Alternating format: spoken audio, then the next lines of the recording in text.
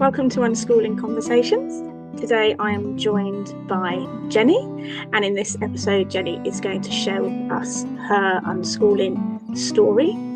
I met Jenny when they joined the Unschooling Village Hub over a year ago, and it has been a pleasure to be part of her story.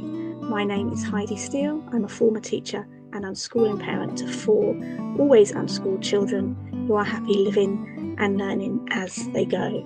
I've been unschooling for almost 14 years and offer support and resources and community for unschooling families at liveplaylearn.org.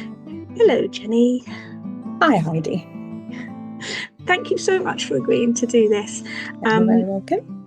It's something I think is really important for other families to hear other family stories and their journey, and particularly I know you're going to share how things have changed for the better for you, so this is going to be a really encouraging and beautiful podcast for people to listen to. Would you like to tell us about yourself and maybe a little bit about your family setup, and then we will continue into how you came to unschooling?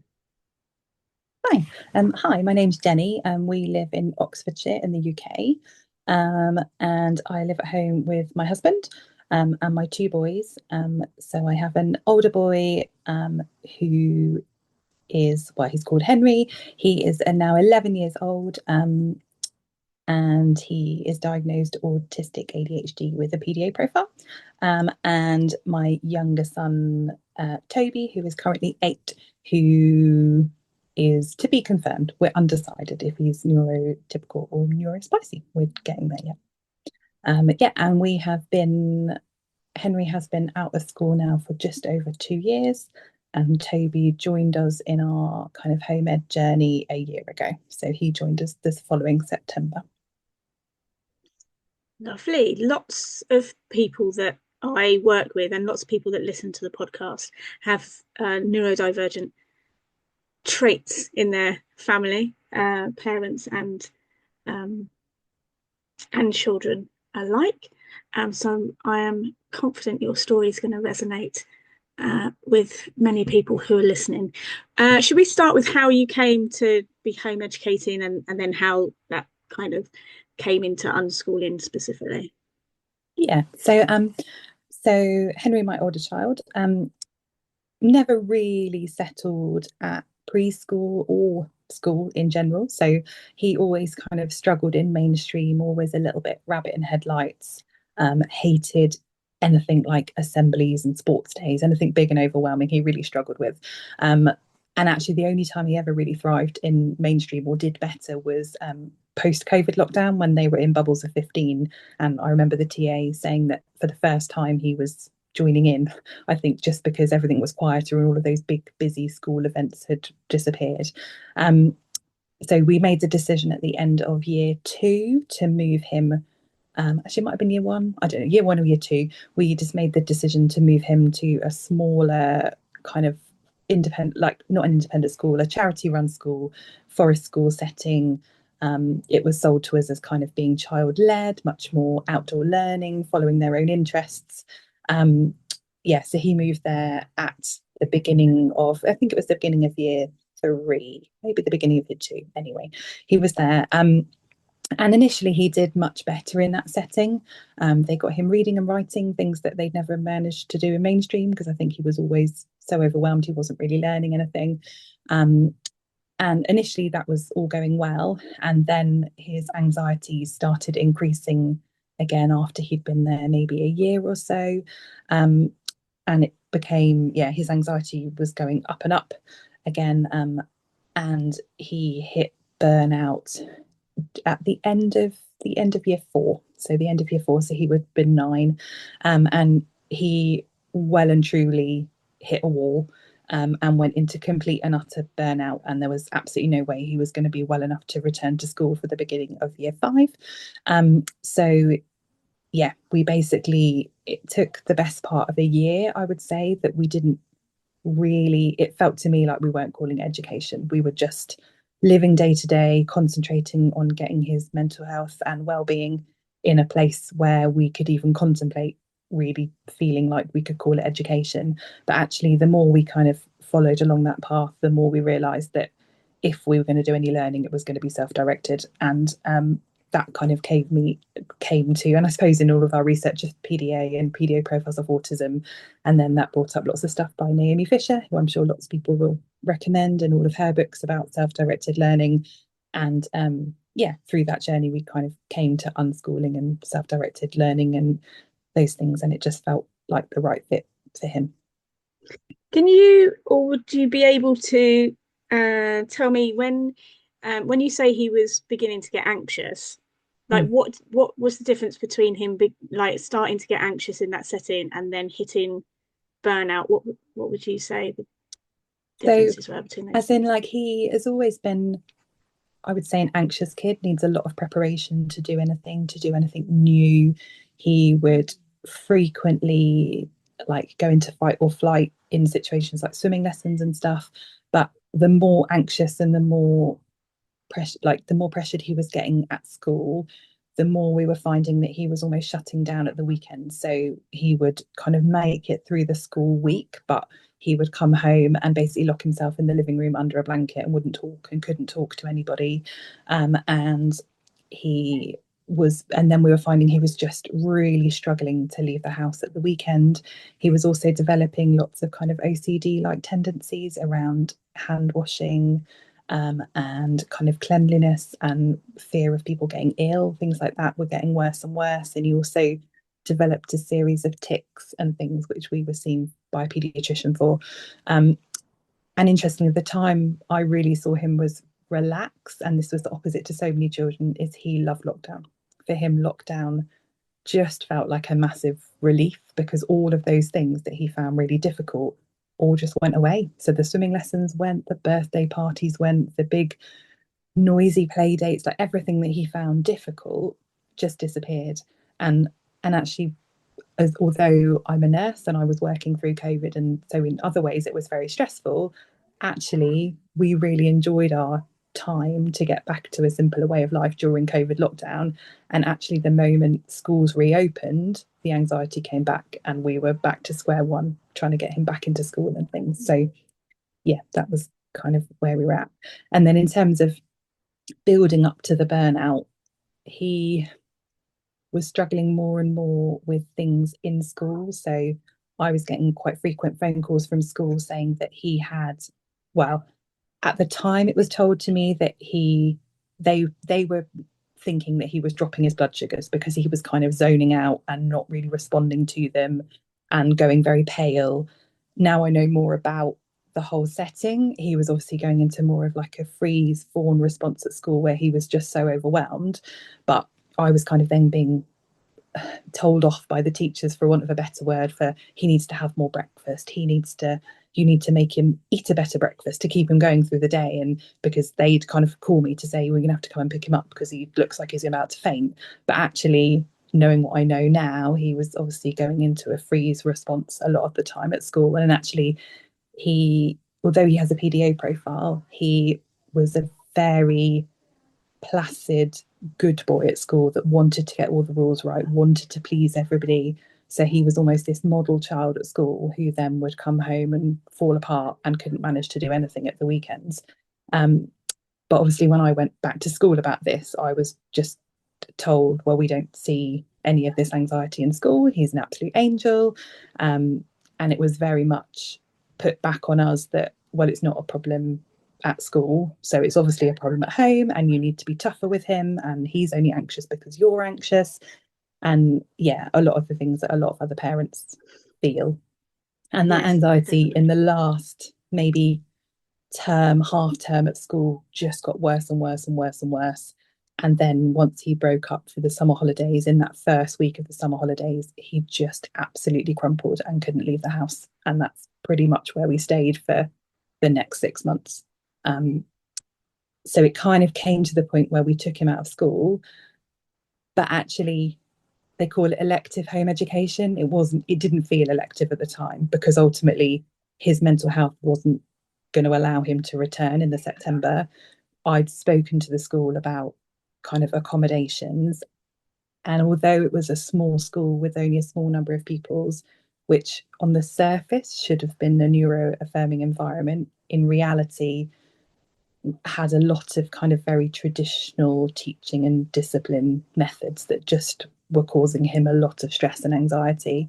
And actually, when I approached the school, they were not supportive in any way about making any accommodations for him. Are you curious about unschooling and want to know more? Perhaps you're on the edge of starting this adventure, or maybe you've been doing this a while, but you're looking for inspiration. After more than 13 years of unschooling 4 children and over 5 years supporting others on the same path, I have a vast library of resources that I'm happy to share with you for free, whatever stage of your journey you're in. You can check out the link in the description of the podcast, or you can head over to my website at liveplaylearn.org and look for the free resources tab. And there you will find lots of things to inspire you to keep living, learning, and playing together. I said that the wrong way round, didn't I? Anyway, it's also a great way to make sure that you don't miss an episode of the podcast, which we will get back to now. And I just got to that point where I thought, well, if you're not willing to make any accommodations, I don't trust you to look after my child. And we took him out, which unfortunately, and again, I'm only saying this because I want other families to not feel so alone. The school then flipped that and blamed that as a parental blame and tried to refer us to social services as a safeguarding concern, which was quite quickly discarded and nothing happened with it. But I know that for lots of families, there is a lot of parental blame and things like that. But in hindsight, we took him out and it was the best decision we've ever made. I think because we weren't in a mainstream environment, we took it upon ourselves to take him out, because I think by that point I felt very left down by both the education system and the health system as well. We were seeking help through the DP and the CAMS and weren't getting any help. And actually, my decision was that to preserve my own mental health and my own energy, I needed to focus on him. And to enable me to do that, we walked away from all of the systems. And actually, that's been the best thing we've ever done. So for us, finding our own path and then being very choosy about who we let in has definitely worked the best for our family. So this is like what you're saying is so amazing, and I hope people like will rewind it and listen to all of that again. And I want to add in little cheers. sorry, I'm probably waffling. No, not at all. I think it's really because it's not. This isn't an uncommon story, and it's horrible. It's horrible that people have to go through this, but to be able to hear that other people have also been through it, and these are the decisions you made, and these are the reasons you've made them, and we're going to move on to. But you know, you've already indicated that at the time it didn't feel like you had much choice, but that now you know that kind of put you on this road to something that was much better for all of you. And so for people to hear that, it's really important. I do want to mention that because we've talked about burnout, in case people haven't seen it, there is a podcast episode with Naomi Fisher, who you have almost also mentioned, specifically around what burnout looks like, and how for children, and how parents can support their children through that. So if that's something that has you want to explore further, if you're listening, and something that you would like more detailed information on, you can go and find a recent podcast episode with Naomi Fisher, and the word burnout is in the title as well, so you should be able to find that relatively easily. But what I really like to come back to is you said like in the beginning that your main focus was like this mental health. You've mentioned mental health for you as well, which is Yeah, obviously really important, because often when parents aren't in a good mental health state, they're not fully equipped to help their children. Um, it's not a great situation to be in, and we have to recognise that it's difficult to be there for your child and to also kind of cater for your own mental health as well, and kind of feel, you know, how that works together. But for your child, like focusing on their mental health, what did that realistically look mean? What did like. that look like? Yeah. So, so initially, when Henry went into burnout, it took us almost absolutely by surprise. In that, like I said before, Henry was never ever aggressive. We never saw any of the kind of what people see as autistic meltdowns and stuff ever before he hit burnout. And all of a sudden we had a child who was so incredibly kind of wired the whole time. He was just kind of in this constant state of fight or flight, that he was kind of we had kind of daily aggressive episodes, and I have asked his permission to share that. And yeah, we were having kind of daily aggressive episodes, both towards myself and my husband, me primarily, but also at his younger brother, who was only about 6 at the time. So we were dealing with that every day. And also, he was exhibiting an awful lot of very control. He was so anxious about everything that he was trying to control everyone and everything that was around him to try and give him some feeling of safety. Um, so I would say that initial 6 months just looked, it was basically we cocooned. We kind of cut ourselves off very much from the outside world. We took all pressures off. We took all demands off. We sat. I'm surprised there's not a permanent indentation in the armchair in the living room, but we sat in the armchair in the living room under blankets, and he gamed and he watched YouTube and he watched TV, and we chatted, and we very tentatively did the odd activity that he was interested in. So he enjoys cooking. We did a little bit of that. We did the odd bit of art, but he's not artistic really, but it was much more about sensory needs. So we did lots of messy art. He loved getting covered in paint and clay and water and stuff like that. We did, again, tiny bits of science, but his attention span was absolutely minute. Like he couldn't concentrate on a task for more than a couple of minutes at a time, and then he was exhausted again. So it was it was it was hard work, and it felt like we weren't really getting anywhere. And I think that's the point which I really was struggling, because we were also, I felt we were getting a lot of outside judgment from maybe friends and family that didn't really understand what I was doing. Um, but I felt like I'd read enough and researched enough that we didn't really have another option. So we just had to go with it and see where we ended up.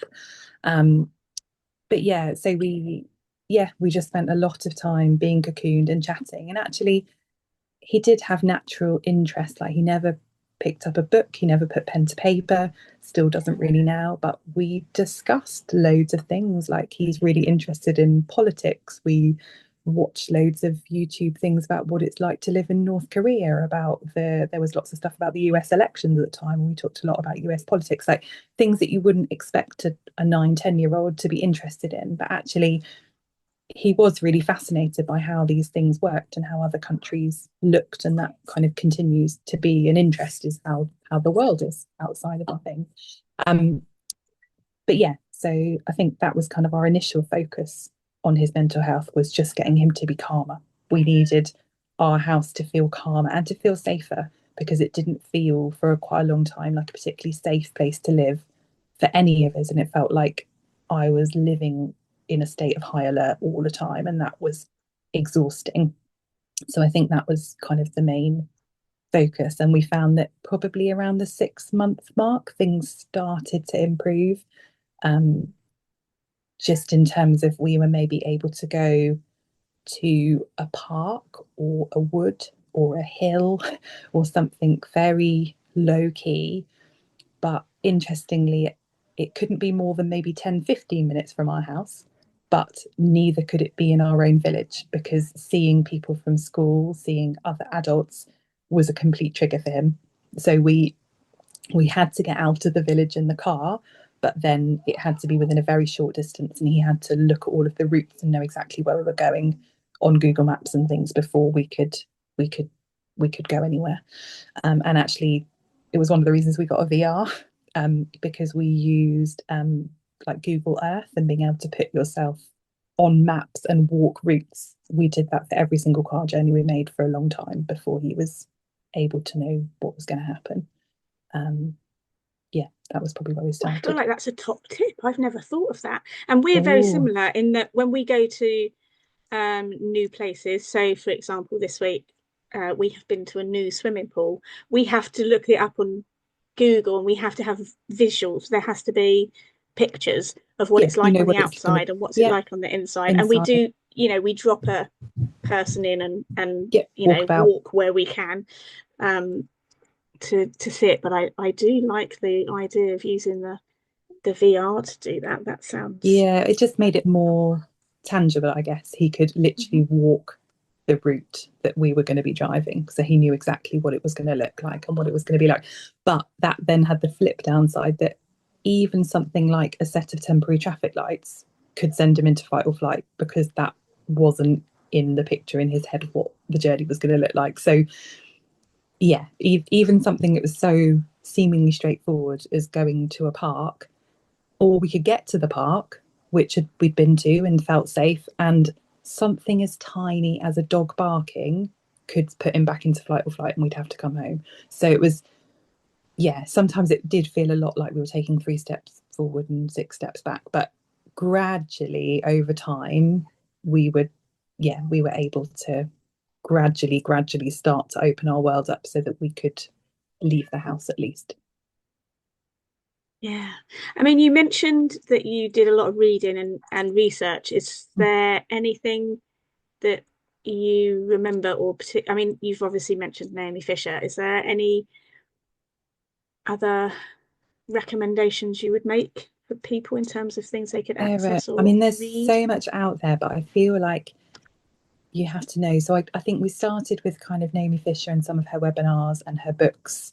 I think at the time it was a different way to learn, and the other ones about I can't think, is it Changing Our Minds? The one just Yeah, looking at the changing our education minds. system. It just made me reflect on the education system and the fact that it really wasn't fit for purpose. And then following lots of people online, so the Eliza Fricker, Laura Kirby, with her kind of PDA stuff.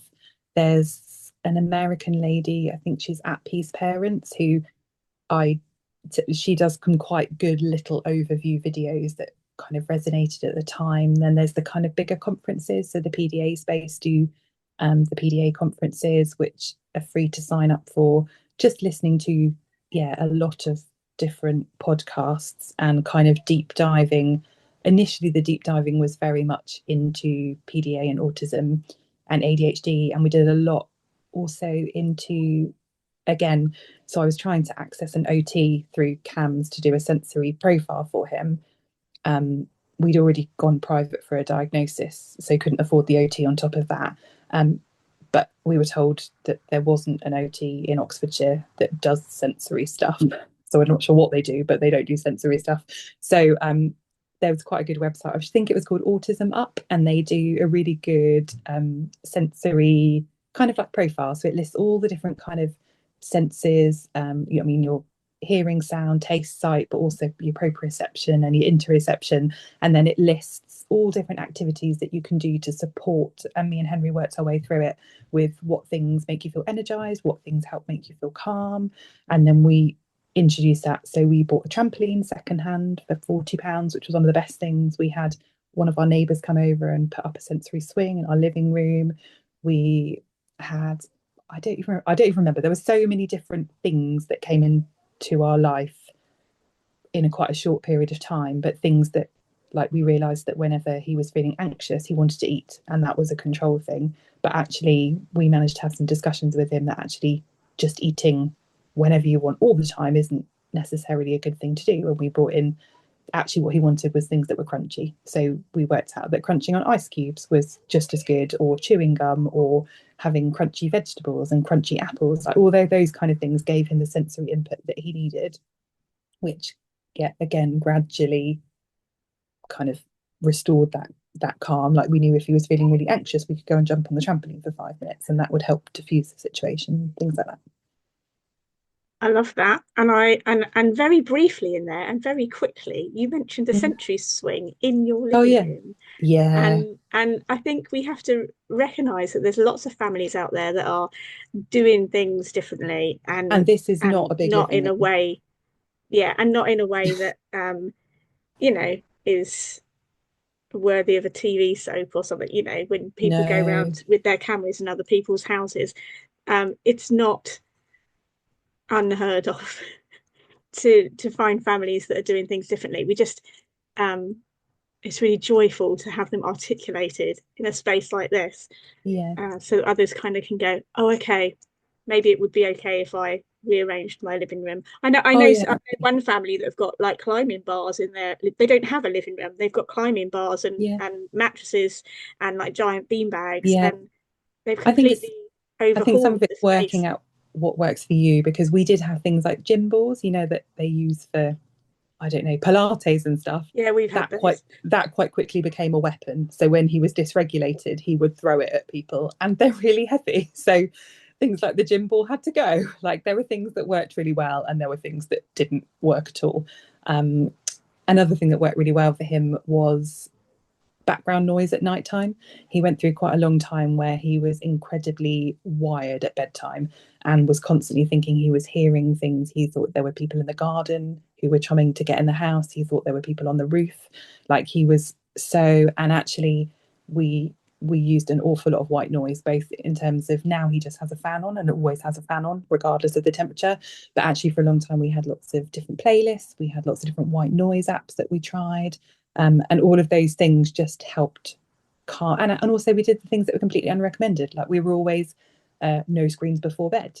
And then it got to the point where he was falling asleep watching either YouTube things that he found comforting, or programs off CBeebies, like, I don't know, Dengineers and things like that, because it just helped calm his really busy brain to have something playing.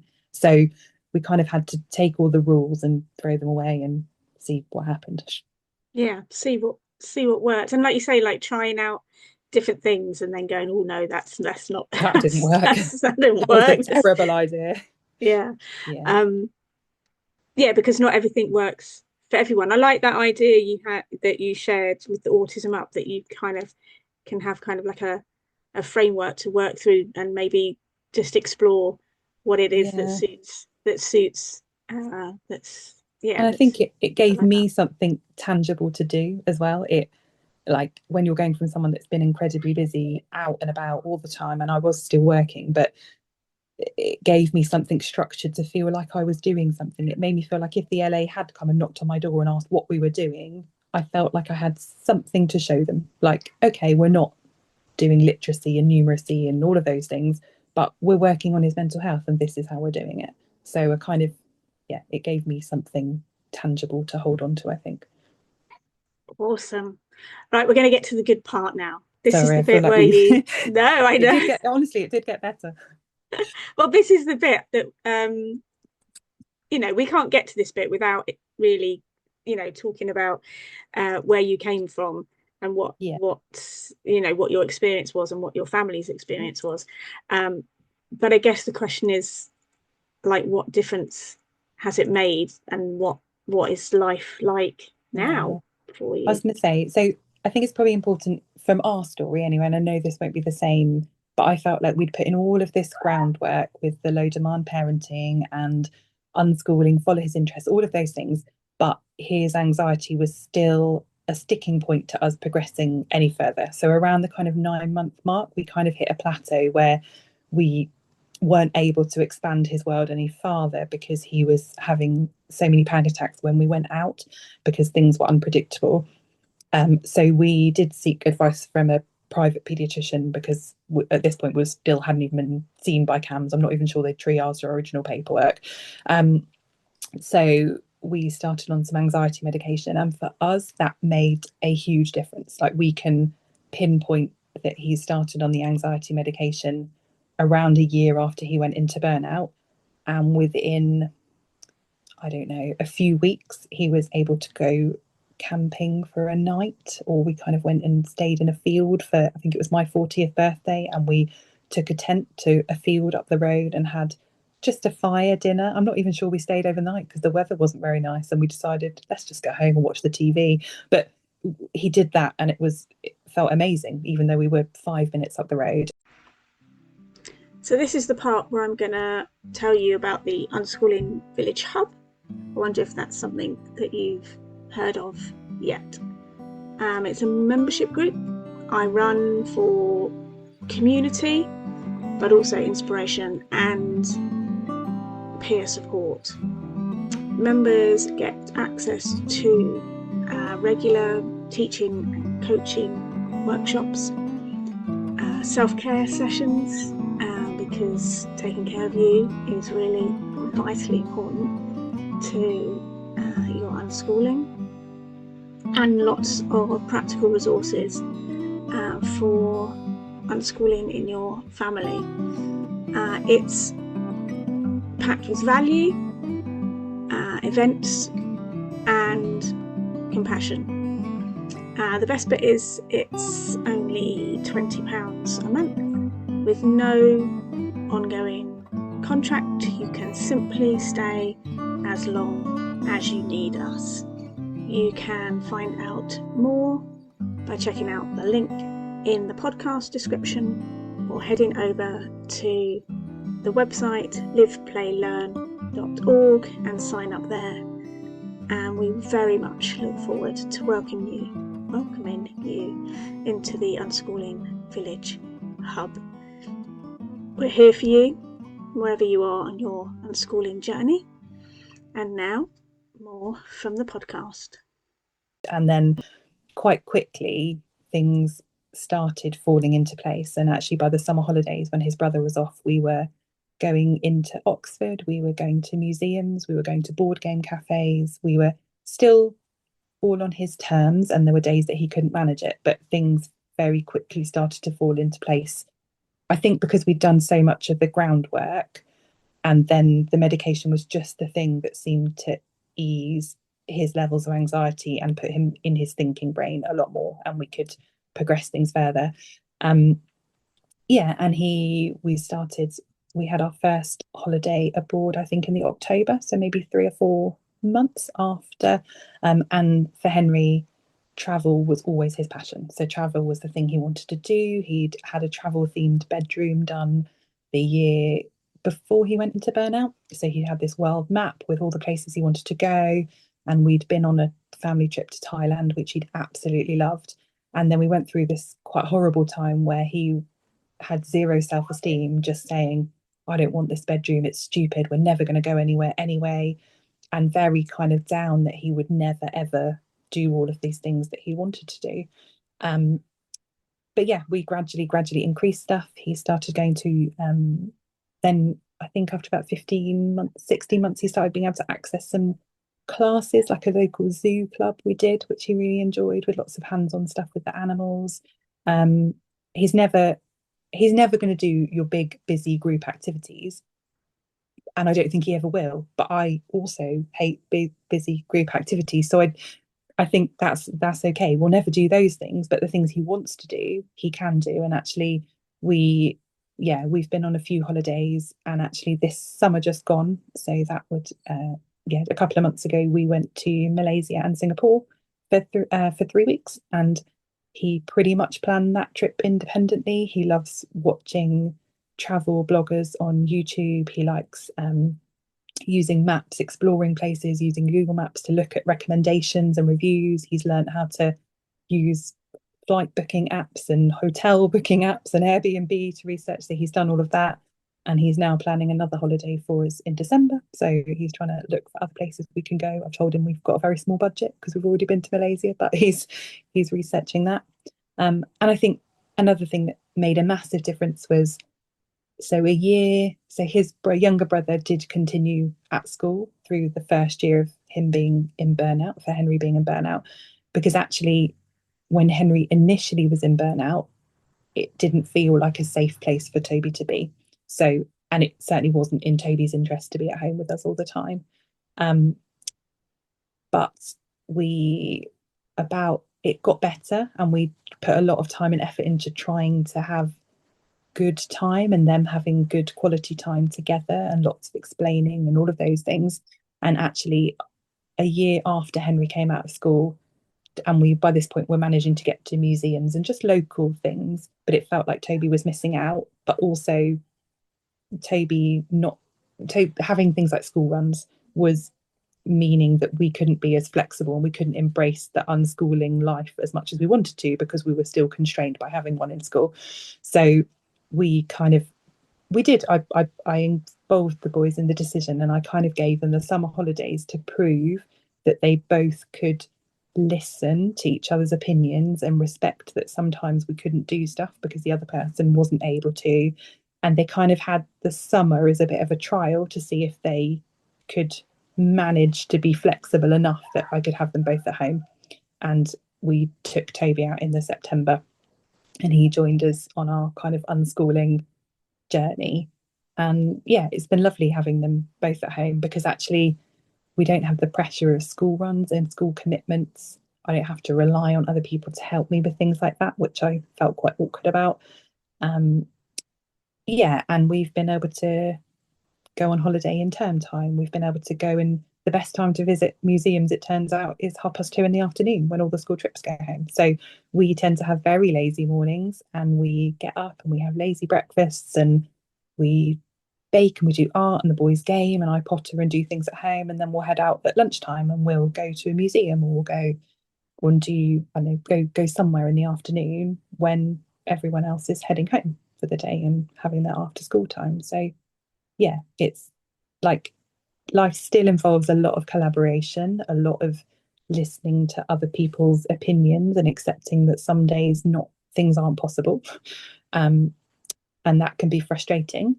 But overall, our house feels like a calm, happy place to live. And in all of this, it's given me the time to, I don't know, give myself more space to take up new hobbies and things that I never ever would have had time to do when, on top of me and my husband working, we also had school runs and all of these other things to fit in. And with that, I know, the beaver groups and the cub groups and the after school groups and the swimming lessons and all the things that just happen when you're in the school system, even if they're not directly caused by it. And I think dropping all of that has given us time to explore. I don't know, I've learned how to do watercolor painting and embroidery and things that I never thought I would have had the space to do. And I think it's slowed everybody's pace of life down, and that's been really valuable for everybody's mental health and everybody's well-being. So this has been so incredibly rich and full of like really I want to say like top tips. I hope I get a chance to go through this properly and really pull them all out, because I think one of the things that we do when we're telling these stories is kind of kind of list off all these things that we do so naturally that just that's part of our lives now. And then, but when other people are listening to it for the first time, it makes them go, "What you do? You do what, or you don't do what? How how do I? I hadn't even considered that." But for so many of us, it just becomes like such a normal part of the flow of how we do things.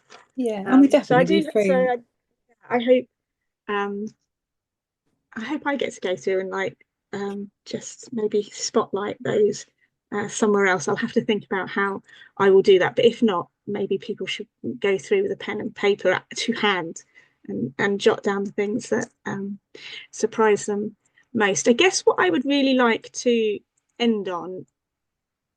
No, I actually not quite, nearly, penultimately. Quick question: when you first deregistered Henry, from school, from the forest school setting that he was at. I wonder if you could have envisaged where you are now, whether that was something you thought was attainable. Mm, to be honest, I don't. At the point at which we deregistered, I we were surviving day by day. I don't think I had any long-term plans. I just knew that we couldn't carry on as we were, and this setting, my gut instinct, and had been for a while, that this setting wasn't right for him. But then other life circumstances came into play. Like I'd had a wobble with the school maybe a year or two before. But actually, at that point, as a nurse, at that point, I was working in intensive care through COVID. And it wasn't even on our radar that I could have taken the kids out of school. Like it wouldn't have worked. And I think we were lucky that in the next year or two before he hit real burnout, I changed my job. So whether I still work, which I know a lot of people don't do, I'm very lucky that as a nurse I work shift work. So we can juggle it so that I can still work and earn an income, which allows Henry to pursue his love of travel. And he kind of knows that for me, for him to be able to do that love of travel and the other things that we do that enrich their day to day, we need a second income. Like money, things aren't free. But no, certainly when we deregistered him, there was absolutely no way we thought we'd end up here.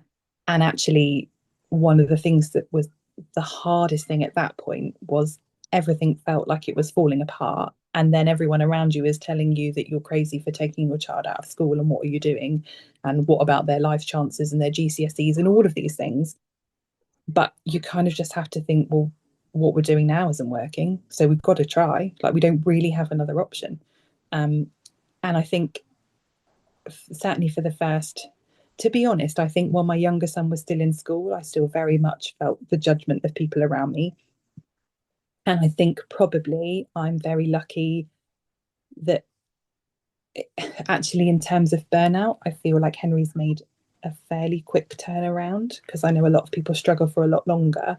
Um, and I feel like because he has made improvements, that's given me the confidence that we're doing the right thing. So now I find it much easier to ignore people's opinions that we're not doing the right thing by our children by taking them out of education. And it's also made me reflect on the fact that I hated school and I didn't really learn anything there. So yeah, we there were so many more opportunities for them out of school than there ever were in school. I wonder if you felt able to end with like what would your I'm gonna say one. It's so hard, isn't it? What would your uh one message be, or your one I'm piece of one advice message. be? I Yeah, think, you can turn it into 5 bits if that's easier. well, You no, don't. I was going to say, I But think like, for me as a parent, it's to trust your gut, and if your gut is that this isn't working, to just go with that and to know that it is probably going to get harder before it gets easier, and there's going to be a huge learning curve and you're going to have to rip up the rule book. And I don't know, like we were always the family that tried to eat round a table. Well, that basically never happens now unless they want to. Like they're very welcome to join us, and sometimes they love having boys Chinese duck night once a week and they all sit around the table and make their duck pancakes when I'm at work. But there's never they're never enforced to come and sit at the table. If they want to take their tray up to their room, that's fine. um but I just say trust your instincts. If something doesn't feel right, and be really skeptical of the help that's offered to you, because I think I too easily could have subjected Henry to lots of, I don't know, interventions and therapy and accommodations that actually weren't doing him any favors and would have taken longer to recover from. And I know that I felt like I was going to be judged turning up to his first ACAMS appointment without him, but I turned up to suss out what they were about because I didn't trust them by this point. So I think, yeah, and actually they didn't have anything to offer him that we hadn't already done. So I'm glad that I didn't drag him to an appointment that would have caused him a lot of stress. Um, and I guess just a nice thing to finish in is, I guess, the whole point about collaboration respect is that I had a good chat with Henry before I was going to do the podcast, and I said to him, got his kind of consent that he was happy to share our story, and he was, because he wants to help other families that were in the position we were. And he says if anybody is thinking about a home ed, do it, because he loves it and he never wants to. I mean, he may feel differently when he's older. He's only 11, but at the moment, him and his brother love being at home, and we do lots of lovely adventures and stuff together. But actually, when I said to him, like, what would you like people to know? What would you like people to know? And he said, trust people when they tell you it will get better. Because he said, when I was first in burnout, I didn't think it would ever get better, and you kept telling me it would, and I didn't believe you. But now he says, like, my life is the best it's ever been now school's out of it. And so he just says, like, yeah, it will get better. So that was for him, not for me. I'm really teary. Sorry. I love that. No, don't apologize. I love hearing children's voices, and when they're in whatever way they're able to express them, to be able to listen to them when they're anxious and they're finding something difficult, and to respond by saying, okay, we're going to deregister and not send you to school anymore. And then for them to, for your son to be able to voice those things that you've just voiced on his behalf, well, he still says is that a his really best beautiful day, thing. yeah, he still says that the best day of his life, other than we went to Thailand and when we went to Malaysia and all these other planned trips that he's going to do apparently, that he says the best day of his life was the day that I said to him that he didn't have to go back to school, and we wouldn't make him. And he said he just felt like a weight had lifted, and we had so far to go at that point, like we were all at rock bottom. But he said the relief of not being forced back into an environment that was doing him so much damage, he said, was tremendous. So awesome. We're definitely going to leave it on that very beautiful note. And I really thank you for coming and sharing that. And as you've mentioned, you can thank Henry as well for allowing his story and your family story. Oh, sorry, I'm still a bit choked up. To be shared, because I know from previous podcasts and such like that there will be people that will be hearing this for the first time, and it will make a difference to them. So please thank Henry on our behalf, and thank you so much for